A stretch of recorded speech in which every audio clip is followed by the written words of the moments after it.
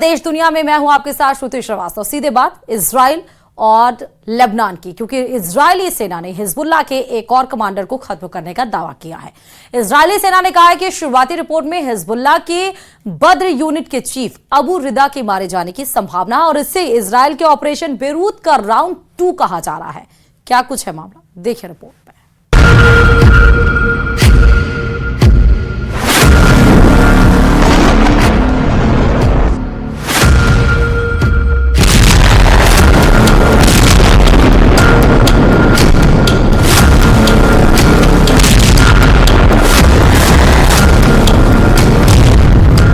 कौन है मोसाद का मैजिक मैन?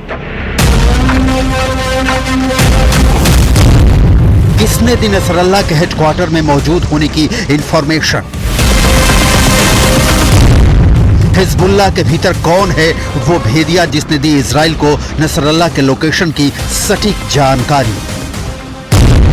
किसने पहुंचाई इजराइल डिफेंस फोर्स को मिनट टू मिनट नसरल्लाह के मूवमेंट की सूचना? डबल एजेंट ने कैसे बैरूत में बैठे बैठे ले ली नसरल्लाह की जान?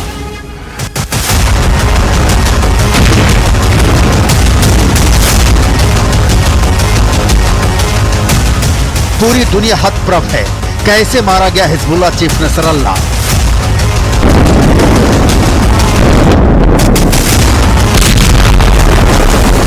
वर्षों से सिर्फ स्क्रीन पर दिखने वाला नसरल्लाह कहां रहता है, कहां से वीडियो जारी करता है, कहां बना है उसका गुप्त ठिकाना, कब बैठता है हेडक्वार्टर में, कब करता है मीटिंग? इजराइल की खुफिया एजेंसी मोसाद 20 सालों से इसकी इंफॉर्मेशन जुटा रही थी,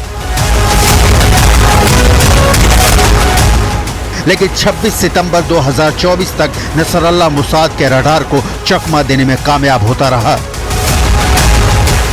सवाल उठ रहे हैं कि 27 सितंबर की रात ऐसा क्या हुआ कि नसरल्लाह की लोकेशन मोसाद ने ट्रैक कर लिया। आईडीएफ ने फाइटर प्लेन F-35 को बेरूत रवाना किया और नसरल्लाह को ठिकाने लगा दिया।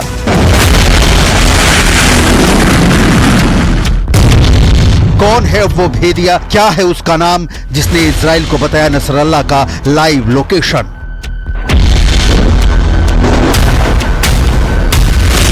अठारह वर्षों से नसरल्लाह अंडरग्राउंड था। हिजबुल्लाह के टॉप कमांडो तक को पता नहीं होता था कि नसरल्लाह कब कहां दिखाई देगा।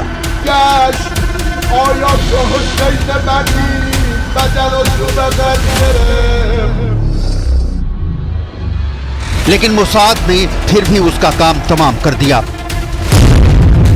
कहा जा रहा है कि हिजबुल्लाह के अंदर बैठे इजरायली सोर्स ने नसरल्लाह का लोकेशन आईडीएफ के साथ शेयर किया।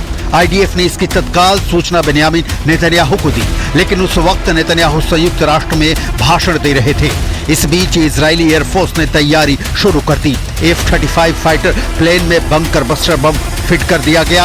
उधर भाषण खत्म होते ही नेतन्याहू ने फोन उठाया और इजरायली एयरफोर्स चीफ को बैरूत के हिजबुल्लाह हेडक्वार्टर में बैठे नसरल्लाह के खात्मे का ऑर्डर दे दिया। נסראללה לא היה עוד מחבל, הוא היה המחבל, הוא היה הציר של הציר, המנוע המרכזי של ציר הרשע של איראן. הוא ואנשיו היו אדריכלי התוכנית להשמדת ישראל. הוא לא רק הופעל על ידי איראן, הרבה פעמים הוא גם הפעיל את איראן.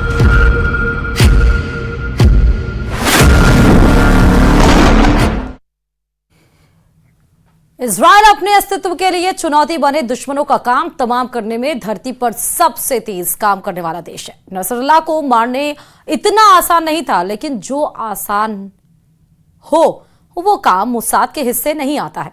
देखिए रिपोर्ट।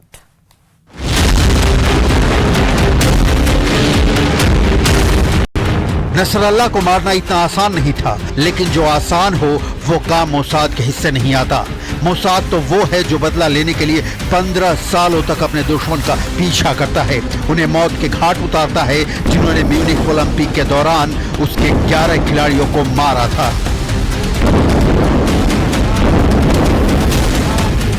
उन्नीस 1972 की वो घटना पूरी दुनिया के सामने नजीर है कि मोसाद काम कैसे करता है। फिलिस्तीन लिबरेशन ऑर्गेनाइजेशन यानी पीएलओ से जुड़े लोगों ने ऑपरेशन ब्लैक सितंबर के तहत इजरायली खिलाड़ियों की हत्या कर दी। मोसाद ने उन सभी लोगों की हत्या की योजना बनाई जो किसी तरह से ऑपरेशन ब्लैक सितंबर से जुड़े थे। इस मिशन को नाम दिया गया रैथ ऑफ गॉड यानी ईश्वर का कहर। मोसाद के एजेंटों ने ऑपरेशन ब्लैक सितंबर से जुड़े लोगों को दुनिया के कई देशों में घूम घूम कर मारा।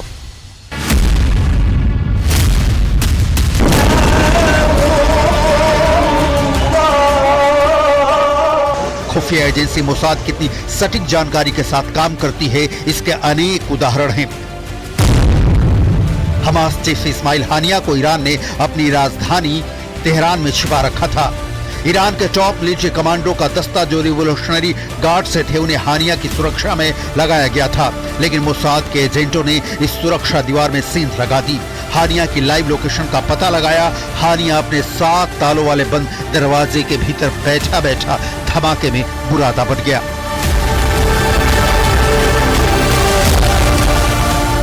इजराइल अपने अस्तित्व के लिए चुनौती बने दुश्मनों का काम तमाम करने में धरती पर सबसे तेज काम करने वाला देश है।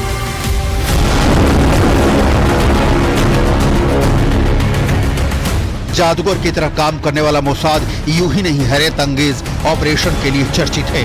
इसकी संगठनात्मक क्षमता, इसका सूचना तंत्र, इसके एजेंटों की बहादुरी और देश के प्रति समर्पण का भाव इन्हें दूसरी तमाम खुफिया एजेंसियों से अलग करती हैं।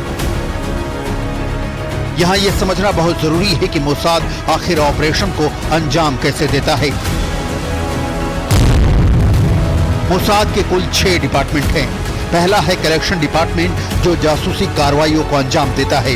दूसरा है political action and licence department जो राजनीतिक गतिविधियों को अंजाम देता है और दूसरे देशों की सरकारों से डील करता है।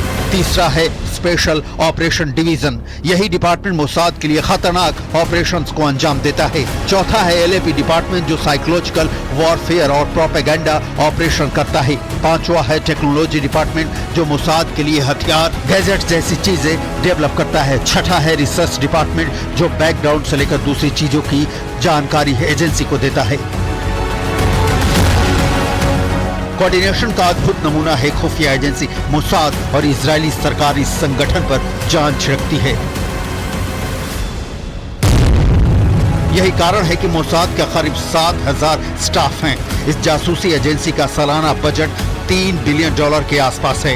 रुपये में ये राशि 250 अरब से ज्यादा है। मोसाद के सबसे टॉप रैंक के अफसर इसके डायरेक्टर होते हैं। ये डायरेक्टर किसी अफसर शाही वाले तंत्र में फंसे बिना सीधा प्रधानमंत्री को रिपोर्ट करते हैं।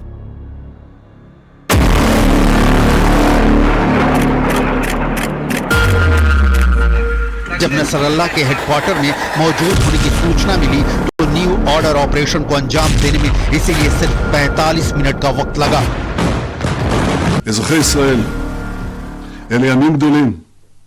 אנחנו במה שנראה כנקודת מפנה היסטורית. לפני שנה, ב7 באוקטובר, אויבינו תקפו אותנו וחשבו שישראל בדרך להכחדה.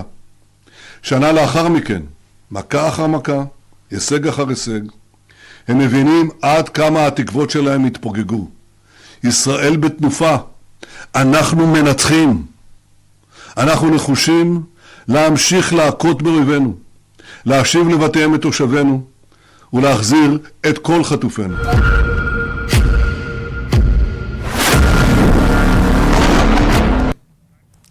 और चलिए अब आपको बताते हैं